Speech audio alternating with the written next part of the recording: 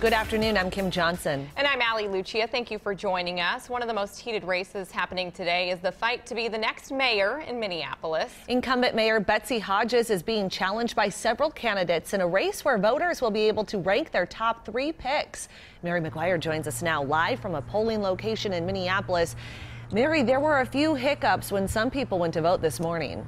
Yeah, they were, Kim, and they were mainly due to some new technology that the city of Minneapolis is rolling out this election cycle that's meant to make voting, the process of casting your ballot, easier and faster for voters. For the first time, the city is using e-poll books, which allow election judges to verify voters using iPads instead of bulky paper books. Several voters we spoke with claim they tried to cast their ballots early this morning at the Walker Church polling location in Minneapolis, but the iPad used for check-in was unable to connect to the internet. The problem was resolved in under an hour, but one voter we spoke with says he waited for about 20 minutes and then had to come back to vote.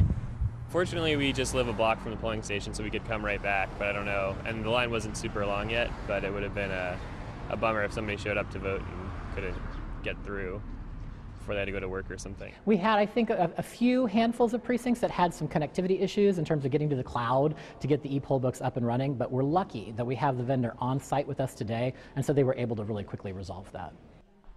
Now, ahead of Election Day, Minneapolis saw a record number of early voters. In all, more than 11,000 people cast early ballots in the city, which is on par with a state or federal election year. The precinct with the highest voter turnout was in the Cedar Riverside neighborhood of Minneapolis. Now, I did chat with the city clerk about why he thinks that such record numbers did show up to cast their ballots early this year. He says it could be because of 2 reasons. A lot of the races happening in the city of Minneapolis are hotly contested this year. Also, coming off the heels of the 2016 presidential election, a lot of people are engaged in the process of voting. So definitely good to see a lot of folks here in the city of Minneapolis exercising their civic duty today and before today for those 46 days before this election Tuesday, Kim. Yeah, especially during an off-election year, it is great to see that people are very engaged and interested. Mary, thank you. We will, of course, have continuing coverage of Election Day on our evening newscast.